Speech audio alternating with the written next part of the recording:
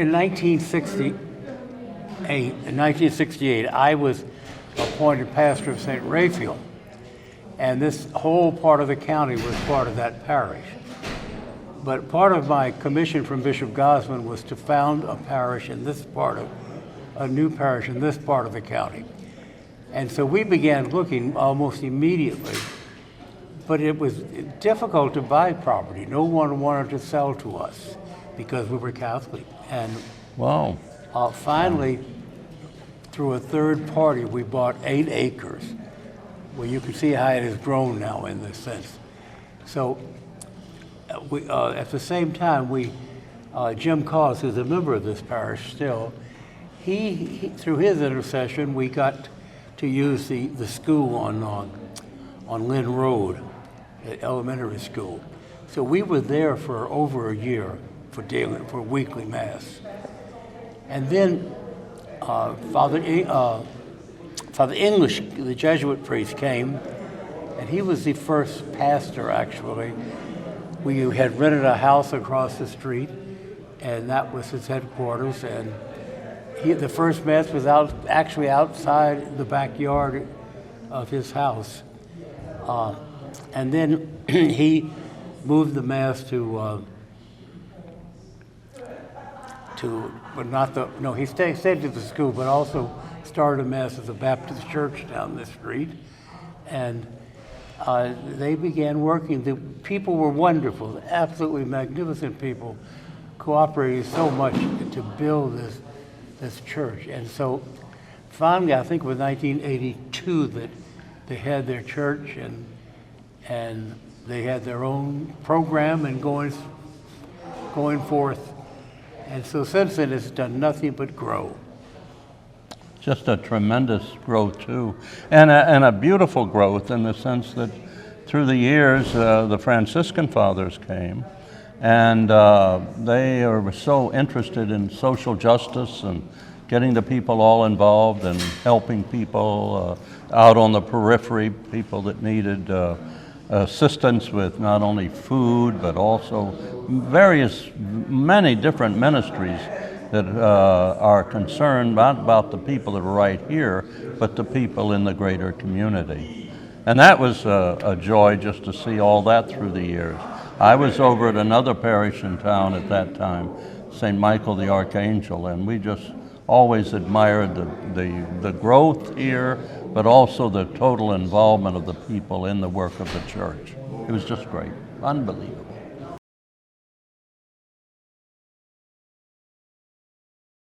Part of my joy in knowing them and being friends with them is they are really living legends for all the growth in the Diocese of Raleigh, but particularly here in the Triangle, both of them having been pastors of the neighboring area here at St. Francis. So when I received the assignment here and knowing that they would continue watching me, I knew I would have to serve the people well.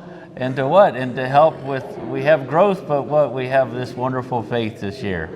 And this wonderful message that they've always been part of in the diocese, that we have a missionary heart, that we're thankful that North Carolina is still Catholic minority based, and that we celebrate Jesus in a way that welcomes all our families, all the mixed and blended families of the faiths.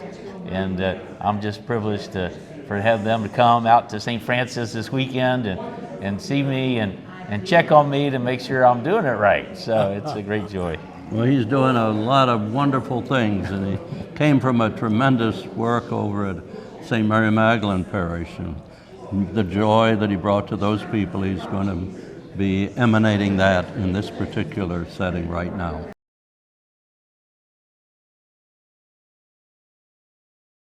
Monsignor Wall is the senior priest in the diocese in the sense he was ordained 6 months before me. There you go. But I'm the oldest priest in the diocese. Isn't that wonderful? And so still so active. So we vie with each other. Who is the leader of the pack?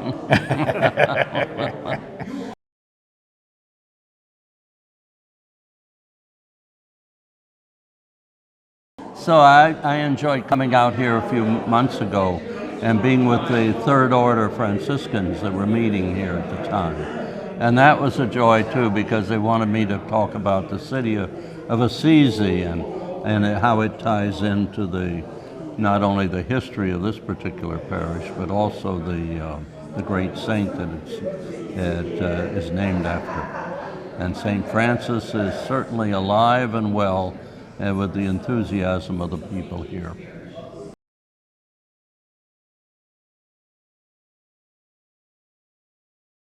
We're the class of 61, so we're basically 63 years ordained. Right, and they put up with me, who's been ordained 6 years.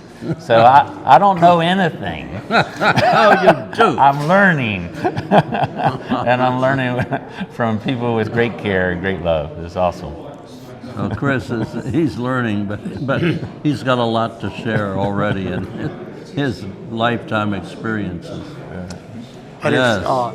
it's wonderful to have friends and that we can meet with regularly, and stay active,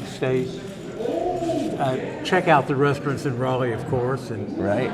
we have other duties like that.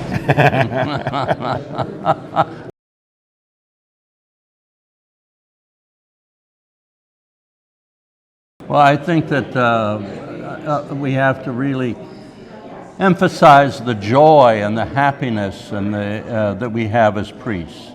I think often they don't understand what we do from Sunday to Sunday, and they see us in the sanctuary, but they don't realize the wonderful times that we're with our people, not only for Sunday Mass, but also we're with them in the most important parts of their lives. We're thinking of the baptism of their children, their marriages, when we prepare people for marriages, and the sad parts of their lives when we visit the sick, and also assisting in the burial of the deceased.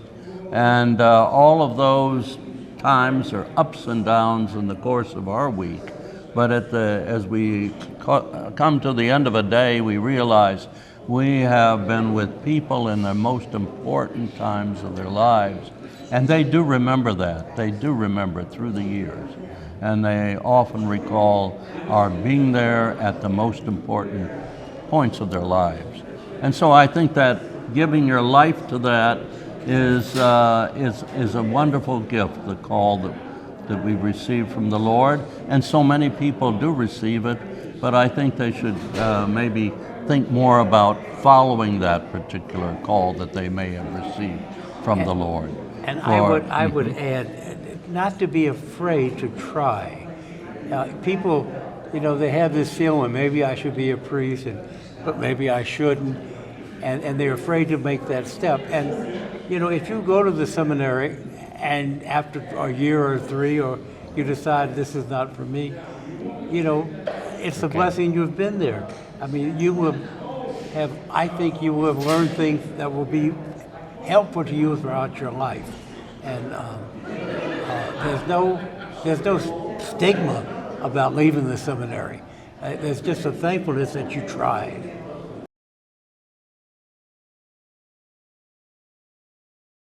How did Chris become involved with these three wise men? Actually, Father Chris was a member of Cathedral Parish before he became a priest. He lived here in Raleigh and was an active member of the church. And the rector, Father Jerry Sherba, of happy memory, and he were very close. And Father Chris stayed with us, and it just grew. So we are a family. We are a family. Like all families, God puts us together. You don't get to really pick, but it's been a great blessing. Monsignor Sherba, on his days at the cathedral, invited me to help him in his health and his needs, and that afforded me the opportunity to then become part of their family in a way that's been such a blessing to me and to my week.